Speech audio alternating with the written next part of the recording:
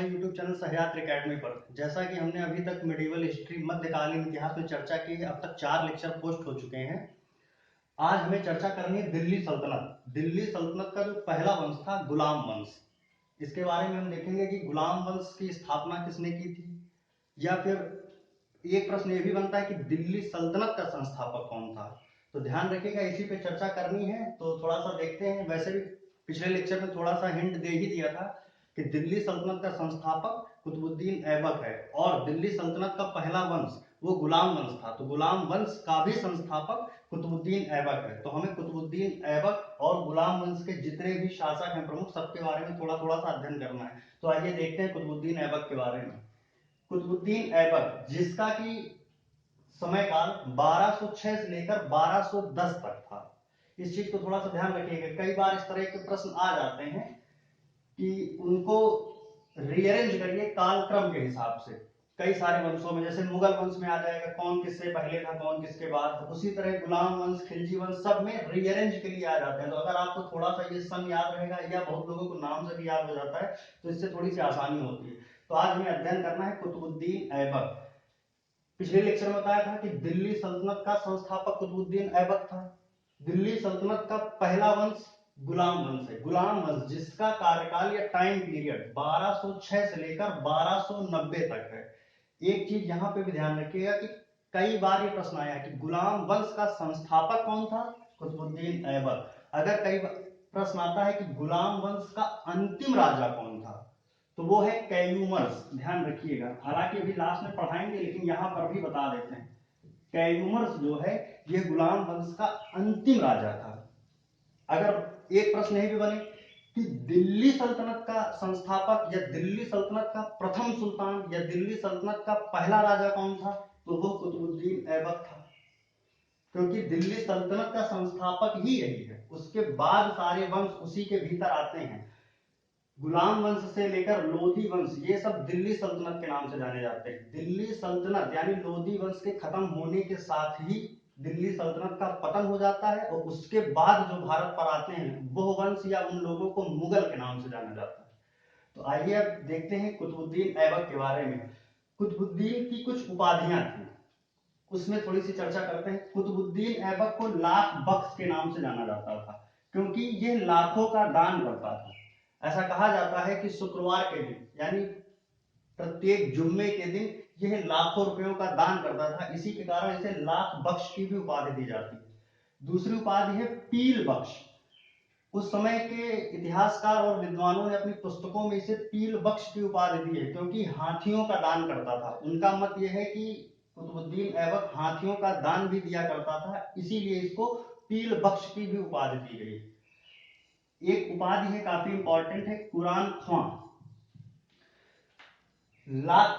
कुतुबुद्दीन ऐबक कुरान का पाठ करने वाला व्यक्ति था, वो कुरान का पाठ किया करता था, तो इस कारण उसे कुरान ख्वां की भी उपाधि दी जाती है। तो ये कुछ उपाधियां हैं, कई बार ये प्रश्न में आई हुई हैं, इनको आप लोग याद रखिएगा। अब आते हैं क्रमशः एक एक पॉइंट से अध्ययन करते हैं, सब परीक्षा के लिहाज से बहुत इंपॉर्टेंट है। पहला पॉइंट है दिल्ली सल्तनत तथा गुलाम वंश। इस चीज को जरूर ध्यान रखिएगा, तो बहुत इंपॉर्टेंट है। घुमा के प्रश्न पूछ देते हैं कि दिल्ली सल्तनत का संस्थापक कौन, तो वो भी यही है। गुलाम वंश का तो है ही, लेकिन पहला वंश भी यही था। तो कुल मिला के दोनों ही चीज कुतुबुद्दीन ऐबक ही हैं। तो दिल्ली सल्तनत तथा गुलाम वंश का संस्थापक कुतुबुद्दीन ऐबक था।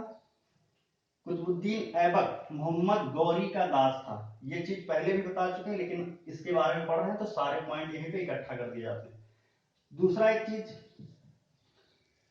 1206 से यहाँ पे कार्यकाल दिया है, लेकिन एक चीज ध्यान देने वाली बात, 1206 में कुतुबुद्दीन ऐबक गुलाम वंश की स्थापना करता है, और जहां पर यह गुलाम वंश की स्थापना करता है वहां की शासन व्यवस्था, राज व्यवस्था को संभालता है। लेकिन ध्यान देने वाली बात है, 1206 में यह सुल्तान की उपाधि या राज सिंहासन पे नहीं बैठता है। क्यों? क्योंकि अभी तक ये एक दास था और दासों को राज्याभिषेक का अधिकार नहीं होता। तो 1206 में ये राजगद्दी पर एक सैन्य प्रमुख की हैसियत से बैठता है। इस चीज को जरूर ध्यान रखिएगा। एक बार ये प्रश्न आया है कि कुतुबुद्दीन ऐबक का राज्याभिषेक कब हुआ था, तो बहुत लोग इस तरह की गलती कर देते हैं कि 1206 से इसका टाइम पीरियड है तो हो सकता है 1206 में हुआ होगा। बिल्कुल नहीं, 1206 में यह राजगद्दी पर नहीं बैठता है, ये शासन व्यवस्था को संभालता है, लेकिन एक सैन्य प्रमुख या मलिक बोलते थे उस दौर में, सैन्य प्रमुख या मलिक या सिपाह सालार के रूप में ये राजगद्दी पर बैठता है या शासन व्यवस्था संभालता है। उसके ठीक 2 वर्ष पश्चात 1208 में महमूद गजनवी के पारिवारिक लोग, मतलब इसका जो भतीजा महमूद था, महमूद इसे दास्ता के बंधन से मुक्त कर देता है। जब 1208 में कुतुबुद्दीन ऐबक दास्ता के बंधन से मुक्त हो जाता है तब इसका राज्याभिषेक 1208 में होता है। इस चीज को थोड़ा सा ध्यान रखिएगा। कुतुबुद्दीन ऐबक का राज्याभिषेक यहां पे लिख लीजिए,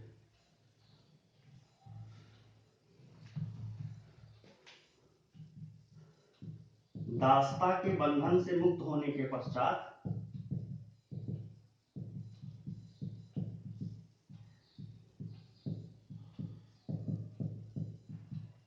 होने के पश्चात 1208 ईस्वी में ऐबक सुल्तान का पद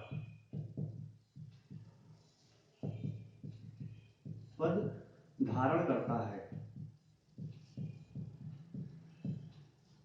ये काफी इंपॉर्टेंट पॉइंट है, इस चीज को जरूर याद रखें। 1208 ईस्वी में जिसका राज्याभिषेक होता है। अगला पॉइंट, जब ये राजा बन जाते हैं तो फिर जानते हैं राजा बनने के बाद उनके अंदर राजा वाले गुण, बड़े बड़े कार्य करना, तो उसी कड़ी में क्या करते हैं, ये खेल खेला करते थे, अपने राष्ट्रीय ठाट बांटते थे। तो होता क्या है, 1210 में, मतलब कुतुबुद्दीन ऐबक की मृत्यु 1210 ईस्वी में चौगान खेलने के दौरान घोड़े से गिरने के कारण हो जाती है। यहीं से एक चीज और ध्यान रखिएगा, इतिहास में एक राजा और हुआ है जिसकी मृत्यु स्वाभाविक ना होकर कहीं से गिरने के कारण हुई है। यह प्रश्न कई बार पूछा गया है, तो याद रखिएगा। एक राजा है जिसका नाम आप सब जानते हैं, मुगल वंश के हैं, हुमायूं। ध्यान रखिएगा, हुमायूं की मृत्यु पुस्तकालय की सीढ़ियों से गिरने के कारण होती है। तो इतिहास में 2 राजा हैं, कुतुबुद्दीन ऐबक घोड़े से गिरकर मरे थे और हुमायूं पुस्तकालय की सीढ़ियों से गिरकर मरे थे। हुमायूं वाला प्रश्न जो है, अभी जो वीडियो का एग्जाम 2018 में हुआ था उसमें यह प्रश्न पूछा गया था कि निम्न में से किस शासक की मृत्यु पुस्तकालय की सीढ़ियों से गिरने के कारण हुई थी। तो इस तरह के भी प्रश्न पूछे जाते हैं, इनको आप अपने दिमाग में बैठाए रखिएगा। थोड़ा सा अगला पॉइंट देखते हैं।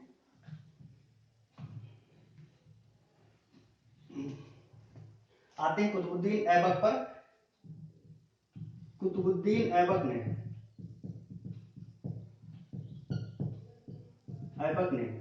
दिल्ली सल्तनत की राजधानी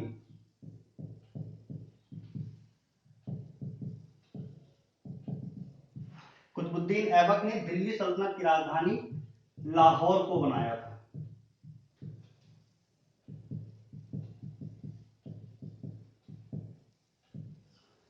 और जब इसकी मृत्यु हो जाती है तो कुतुबुद्दीन ऐबक का जो मकबरा है, ऐबक का मकबरा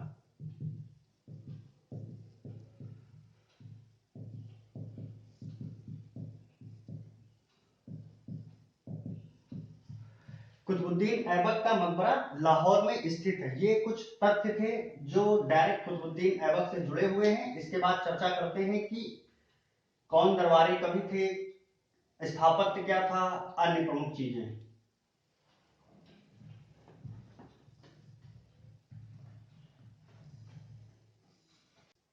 ऐबक के दरबारियों में 2 प्रमुख लोग थे, एक का नाम था हसन निजामी और दूसरे जो दरबारी लेखक थे फख्र ए मुदब्बिर। ये लेखक है और ये उनकी रचना है, ध्यान रखिएगा, ऐसा ना हो कि इधर से उधर कर दो। हसन निजामी के द्वारा लिखी गई पुस्तक ताज उल मासिर, इससे काफी अच्छा इतिहास इसके बारे का पता चलता है। और दूसरे जो लेखक हैं फख्र ए मुदब्बिर, इनके द्वारा लिखी गई रचना है आदाब उल हर्ब तथा अल शुजाता।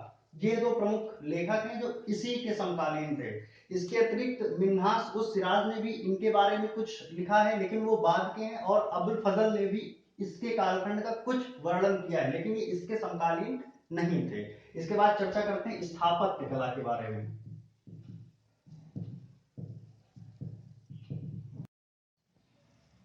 कुतुबुद्दीन ऐबक ने अपने कार्यकाल के दौरान में विभिन्न स्थापत्य कार्य कराए थे, जिसमें से कुछ प्रमुख हैं, कई बार परीक्षाओं में पूछे गए हैं, जिसमें देखते हैं। कुतुबुद्दीन ऐबक ने दिल्ली में कुव्वत उल इस्लाम मस्जिद, कुतुबुद्दीन ऐबक ने दिल्ली में कुव्वत उल इस्लाम मस्जिद का निर्माण कार्य कराया था, और यह मस्जिद भारत में इस्लामिक पद्धति पर निर्मित पहली मस्जिद मानी जाती है। इस चीज को ध्यान रखिएगा, दिल्ली में कुव्वत उल इस्लाम मस्जिद निर्मित है। दूसरा पॉइंट है, अजमेर में इसने 2.5 दिन का झोपड़ा, ये भी एक प्रकार की मस्जिद है, इसका निर्माण कार्य कराया था। अजमेर में 2.5 दिन का झोपड़ा, इसका निर्माण ऐबक ने कराया था। सबसे महत्वपूर्ण पॉइंट है ये, इस चीज को याद रखिए, बहुत बार पूछा गया है। कुतुबुद्दीन ऐबक ने दिल्ली में कुतुब मीनार का निर्माण कार्य प्रारंभ कराया था, लेकिन ध्यान देना, कुतुब मीनार का निर्माण कार्य प्रारंभ कराया था लेकिन पूर्ण नहीं हुआ था, इसी दौरान इसकी मृत्यु हो जाती है। दूसरा पॉइंट ये बनता है कि कुतुब मीनार का निर्माण कार्य किसकी याद में बनवाया था, तो याद रखिएगा, कुतुब मीनार का निर्माण कार्य कुतुबुद्दीन ऐबक ने एक प्रसिद्ध सूफी संत थे जिनका नाम था कुतुबुद्दीन बख्तियार काकी। कुतुबुद्दीन ऐबक ने कुतुब मीनार का निर्माण कार्य कुतुबुद्दीन बख्तियार काकी नामक एक प्रसिद्ध सूफी संत की याद में करवाया था। लेकिन सबसे अहम बिंदु यह है कि इसका निर्माण कार्य कुतुबुद्दीन ऐबक के समय में पूर्ण नहीं होता है। कुतुब मीनार का निर्माण कार्य इल्तुतमिश के कार्यकाल में पूरा होता है, इल्तुतमिश के कार्यकाल, इसमें भी आगे चर्चा करेंगे। तो ये कुछ महत्वपूर्ण स्थापत्य के कार्य थे जो कुतुबुद्दीन ऐबक के द्वारा कराए गए थे। अगला एक चीज ध्यान देते हैं, इसके बाद राजा कौन बनता है, गुलाम वंश का अगला शासक कौन बनता है, तो एक चीज थोड़ा सा ध्यान रखिएगा, कुतुबुद्दीन ऐबक का एक पुत्र था जिसका नाम था आराम शाह। इसकी चर्चा थोड़ी सी है, जब इसकी मृत्यु हो जाती है तो ये आराम शाह जो है राजा बनता है, लेकिन ये एक अच्छा राजा नहीं हो पाता है, इसका कार्यकाल सिर्फ 8 माह तक था। जब ये राजा बनता है तो इस समय शासन व्यवस्था काफी गड़बड़ा चुकी थी, काफी समस्या उत्पन्न हो गई थी।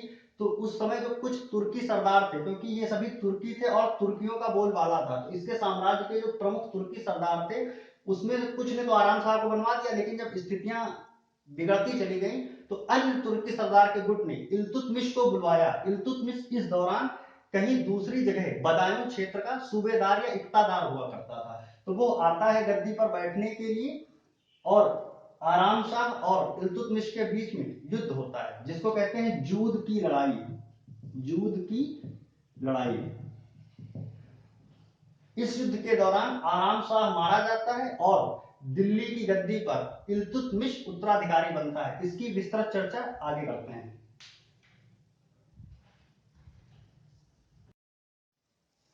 आराम शाह कुतुबुद्दीन ऐबक का पुत्र था। कुतुबुद्दीन ऐबक की मृत्यु के पश्चात आराम शाह राजा बनता है, लेकिन आराम शाह और इल्तुतमिश के मध्य एक युद्ध होता है जिसे कहते हैं जूद की लड़ाई। जूद की लड़ाई होती है जिसमें आराम शाह और इल्तुतमिश के बीच युद्ध होता है। इस युद्ध में आराम शाह की मृत्यु हो जाती है और इसी के पश्चात इल्तुतमिश का राजा बनने का रास्ता साफ हो जाता है। अब चर्चा करते हैं इल्तुतमिश। इल्तुतमिश का जो कार्यकाल था वो 1211 से लेकर 1236 ईस्वी तक था। इस चीज को ध्यान रखिएगा। थोड़ी सी चर्चा करते हैं इल्तुतमिश कौन था। जैसा कि मैंने दूसरे या तीसरे लेक्चर में मोहम्मद गौरी के दौरान भी बताया था कि जब खोखर का युद्ध हो रहा था, जिस युद्ध में मोहम्मद गौरी घायल हुआ था, उस युद्ध में इल्तुतमिश की चर्चा की थी। इल्तुतमिश जो है कुतुबुद्दीन ऐबक का दास था, पहले तो ये चीज ध्यान रखिए। और खोखर के युद्ध में इल्तुतमिश ने अदम्य साहस का परिचय दिया था। इसी दौरान मोहम्मद गौरी ने कुतुबुद्दीन ऐबक से कहा था कि अब अपने दास को आप दास्ता के बंधन से मुक्त कर दीजिए।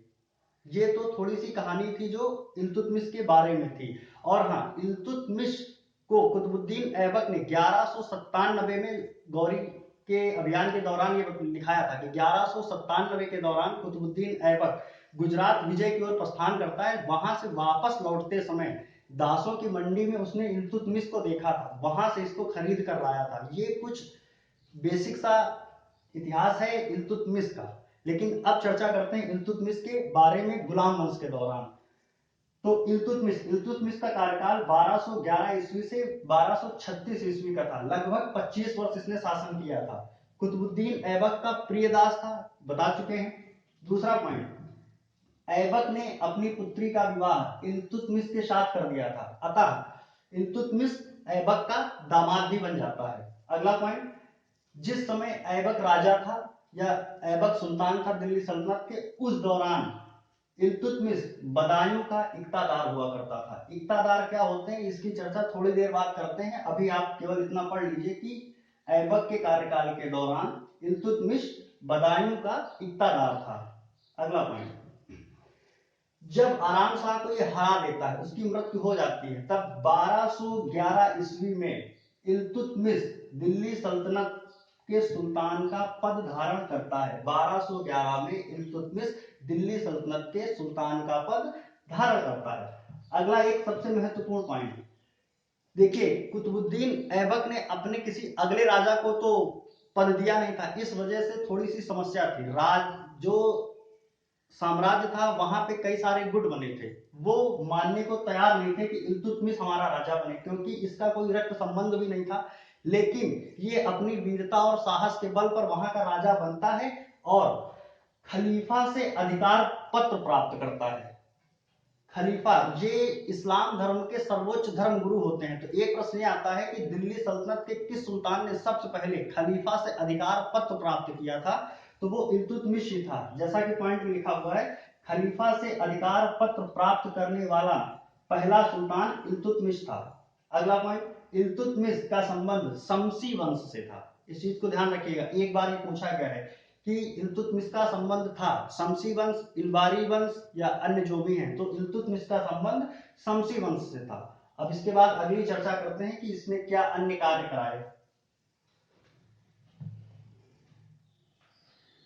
दिल्ली सल्तनत का वास्तविक संस्थापक इल्तुतमिश को माना जाता है। इस चीज को थोड़ा सा ध्यान दीजिए, अगर कभी प्रश्न आता है कि दिल्ली सल्तनत का संस्थापक कौन था, तब तो कुतुबुद्दीन ऐबक है।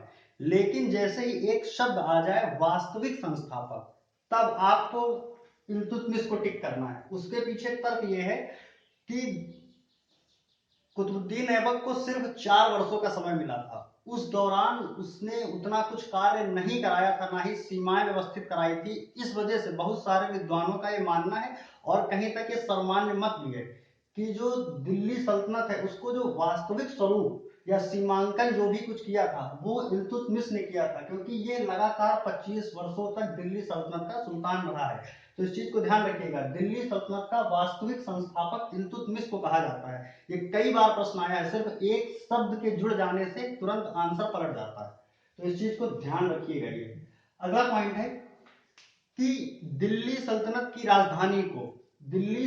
राजधानी को लाहौर से दिल्ली स्थानांतरित इल्तुतमिश ने किया था। ऐबक के समय राजधानी लाहौर थी, लेकिन इल्तुतमिश के समय इसने राजधानी को लाहौर से दिल्ली स्थानांतरित कर दी थी। ये बहुत महत्वपूर्ण प्रश्न है, कई बार ये परीक्षाओं में पूछा गया है। अगला पॉइंट, इल्तुतमिश ने चालीसा दल या तुर्कान ए चहलगानी का गठन किया था। अब बात आती ये है क्या चीज, यह 40 लोगों का समूह है, क्योंकि जैसा कि अभी आप बताया था कि इल्तुतमिश को राजा बनने के लिए युद्ध करना पड़ा था। कुछ सरदार इसके पक्ष में थे, कुछ सरदार आराम शाह के पक्ष में थे। लेकिन आराम शाह की मृत्यु के पश्चात जब ये राजा बना तो अपने विरोधी गुटों को शांत करने के लिए, अपने पक्ष में करने के लिए इसने 40 लोगों का एक दल बनाया और समाज जो भी शासन व्यवस्था और राजकार्य होते थे उसमें इन लोगों की सलाह मशविरा लेना शुरू किया, ताकि इन लोगों को अपने पक्ष में किया जा सके, जो विरोध के स्वर हैं उनको दबाया जा सके। तो अगर प्रश्न आता है कि चालीसा दल का गठन किसने किया था, तो इल्तुतमिश ने किया था। इस चीज को याद रखिएगा, क्योंकि एक प्रश्न भी आगे बनेगा कि चालीसा दल या तुर्कान ए चहलगानी को किसने भंग किया था, अभी आगे ये चीज आएगी। तो अगर प्रश्न आता है कि चालीसा दल का गठन किसने किया था, चालीसा दल का गठन इल्तुतमिश ने किया था। अगला पॉइंट, इक्ता प्रथा की शुरुआत इल्तुतमिश ने की थी। इक्ता प्रथा, अब ये क्या होती है, एक चीज ध्यान रखिएगा, आप नाम सुनते होंगे इक्तेदार, सूबेदार, जमींदार, ये लगभग एक ही चीज के पर्याय हैं, या यूं कह सकते हैं समय के साथ थोड़ा थोड़ा सब में चेंजेस आए हैं। तो इक्ता क्या चीज होती थी, जब जो साम्राज्य के जो सूबेदार या सामंत होते थे उनको कुछ जमीन या कुछ भूखंड अपने साम्राज्य का दे दिया जाता था और वहां से वो सूबेदार या जमींदार या जो भी लोग होते थे उससे कर वसूलते थे। यानी साम्राज्य की जिस भूमि से कर वसूल कर राजस्व एकत्र किया जाता था उस जमीन को इक्ता भूमि कहते थे और उसके स्वामी को इक्तादार कहा जाता था। तो इसकी इस तरह की जो प्रथा थी उसे इक्ता प्रथा कहते हैं। तो प्रश्न आता है कि इक्ता प्रथा की शुरुआत किसने की थी? इल्तुतमिश ने। यही पे एक चीज ध्यान रखिएगा, आगे फिर एक प्रश्न उठेगा कि इक्ता प्रथा को एक राजा था जिसने वंशानुगत कर दिया था। इन चीजों को अभी से ध्यान रखेंगे तब आगे याद आएगा, क्योंकि इतिहास अब वन लाइनर नहीं रटना है, कड़िया आपस में जोड़ते चले जाइए। बाकी वन लाइनर रटने के लिए लूसेंट पर्याप्त है, लेकिन थोड़ा सा ध्यान देते हुए चलिए, हर लेक्चर को एक दूसरे से जोड़ते हुए आगे बढ़ेंगे तभी आराम से ध्यान आएगा। और जो थोड़ा अपर लेवल की परीक्षाएं होती हैं उसमें इसी तरह के प्रश्न आते हैं, बस आप देखते चलिए और अपने नोट्स तैयार करते चलिए, पूरा इतिहास आपको कवर कर दिया जाएगा। अगला पॉइंट है इल्तुतमिश ने न्याय की जंजीर की स्थापना करवाई थी। यह प्रश्न इलाहाबाद हाई कोर्ट ARO 2018 के एग्जाम में आया था कि न्याय की जंजीर की स्थापना किसने कराई थी। उसमें एक ऑप्शन था जहांगीर। एक चीज यहीं से ध्यान रखिएगा, जहांगीर ने सोने की जंजीर की स्थापना कराई थी, लेकिन यहां पे धातु का जिक्र कहीं नहीं, इसलिए इल्तुतमिश ने न्याय की जंजीर की स्थापना कराई थी। अब ये क्या चीज थी, तो ध्यान रखिए, इसका उद्देश्य ये था यदि इल्तुतमिश के साम्राज्य में कोई व्यक्ति जो न्याय व्यवस्था में उसको लगे कि उसको उचित न्याय नहीं मिला है और वो ऊपरी व्यवस्था से न्याय चाहता था, तो वो सीधे इल्तुतमिश के दरबार में आ सकता था। इसके लिए तरीका यह था कि उसके दरबार के बाहर दो खंभों के बीच में एक जंजीर बंदी होती थी। कोई भी व्यक्ति लाल कलर का कपड़ा पहनकर लाल रंग का वस्त्र धारण करके आता था, जंजीर को हिलाता था, घंटी बजती थी, राजा दरबार में उपस्थित होते थे और न्याय करते थे। ये कुछ थोड़ा सा इसकी इतिहास है, लेकिन आपको बस इतना याद रखना है कि न्याय की जंजीर की स्थापना इल्तुतमिश ने करवाई थी। अगला पॉइंट, इल्तुतमिश ने अपने कार्यकाल में दो प्रमुख सिक्के चलाए थे। कई बार इस तरह के प्रश्न आते हैं कि ये सिक्का किसने चलाया, या फिर कई बार पूछा जाता है अमुक सिक्का किस धातु से निर्मित है। इस तरह के प्रश्न मिलान करने में कई बार आते हैं। तो देखते हैं, इल्तुतमिश ने अपने कार्यकाल में दो प्रमुख सिक्के चलाए थे जिनके नाम टंका टंका एक सिक्का था जिसका निर्माण चांदी की धातु से हुआ था।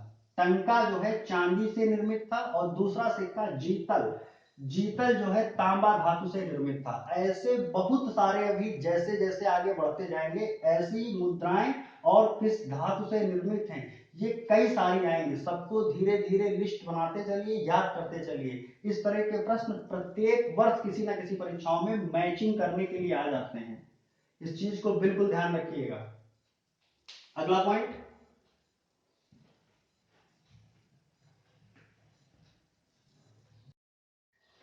इल्तुतमिश ने अपने समय काल के दौरान अनेकों क्षेत्रों का अभियान किया था, मतलब युद्ध किए थे किन क्षेत्रों से उसकी चर्चा करते हैं। इल्तुतमिश ने रणथंभौर, मालवा, गुजरात तथा ग्वालियर के क्षेत्रों का अभियान किया था। इसी दौरान 1229 में इसका जो पुत्र था नासिरुद्दीन, उसकी मृत्यु हो जाती है। इस चीज को थोड़ा सा ध्यान रखना, ये भी आगे हल्की सी बात आएगी। जब इन अभियानों के दौरान था तो उसी समय 1229 के समय इसके पुत्र नासिरुद्दीन की मृत्यु हो जाती है।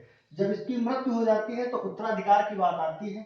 तब इल्तुतमिश जब ग्वालियर का अभियान कर रहा होता है तो उसी दौरान ये अपने उत्तराधिकारी के रूप में अपनी पुत्री रजिया को नामित कर देता है। ये एक इतिहास की बहुत बड़ी घटना है कि 1200 ईस्वी उस दौरान इतनी बड़ी घटना घटी थी कि एक महिला शासिका हो रही थी। तो ये खैर जब अभी रजिया के बारे में पढ़ेंगे तब उस पर चर्चा करते हैं।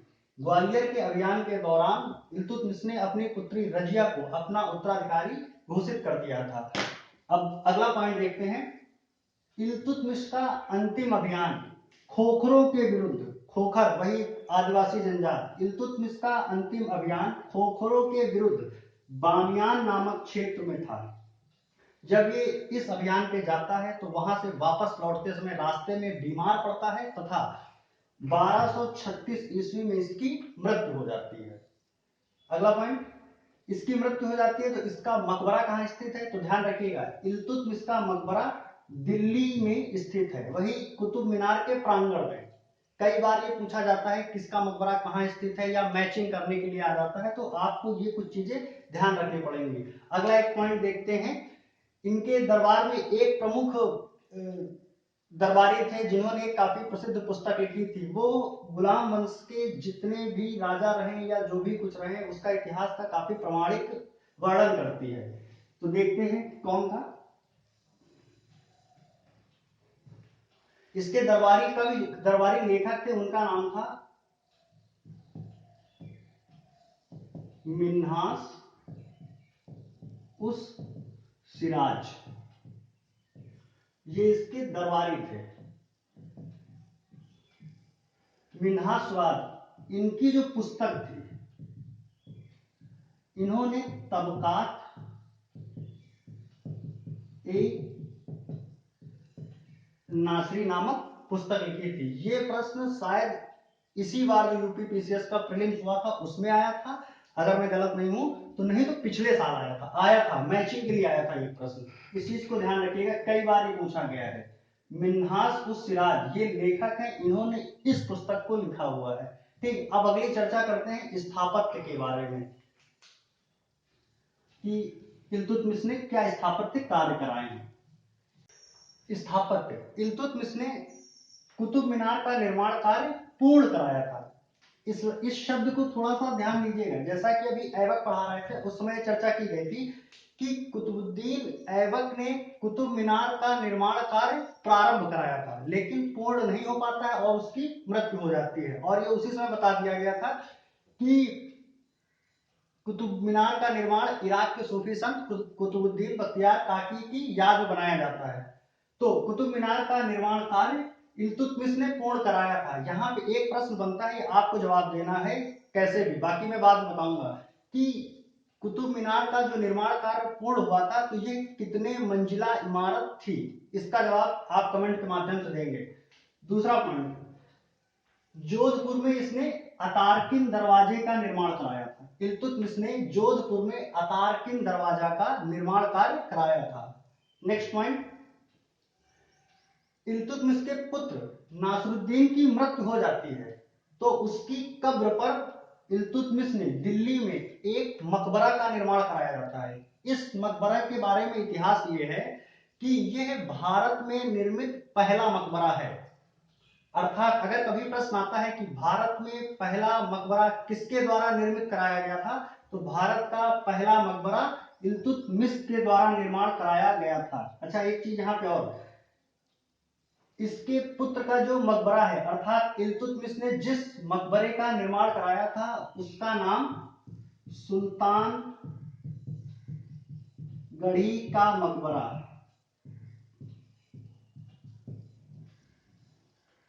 इस मकबरे का नाम सुल्तानगढ़ी का मकबरा कहा जाता है। कई बार ये प्रश्न आया है कि सुल्तानगढ़ी के मकबरे का निर्माण किसने कराया था, तो इल्तुतमिश ने कराया था। अगला पॉइंट, इल्तुतमिश ने बदायूं में एक जामा मस्जिद का निर्माण कराया था। इल्तुतमिश ने बदायूं में एक जामा मस्जिद का निर्माण कराया था। ये रहा आज का लेक्चर। आशा करते हैं आपको सारे तथ्य समझ में आए होंगे। इसके बाहर का शायद ही कोई प्रश्न हो जो किसी भी परीक्षा में पूछा जा सकता है। बाकी अपनी तरफ से मैंने पूरा एक एक तथ्य आपको सब कुछ बता दिया है। अच्छा, इसी के साथ आपसे 2-3 प्रश्न पूछते हैं और आप कमेंट के माध्यम से उसके जवाब दीजिएगा। तो जरा देखिए, कुछ प्रश्न है 2 या 3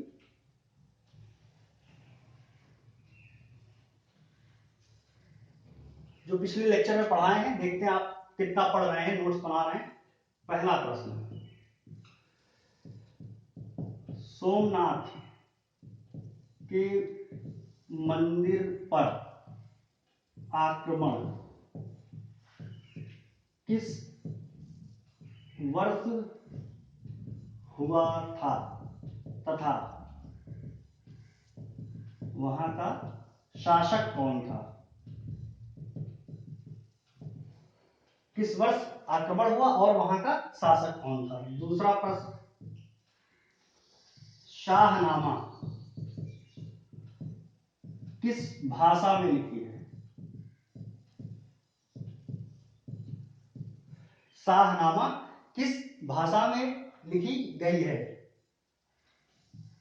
क्वेश्चन तीसरा, इतिहास का पहला सुल्तान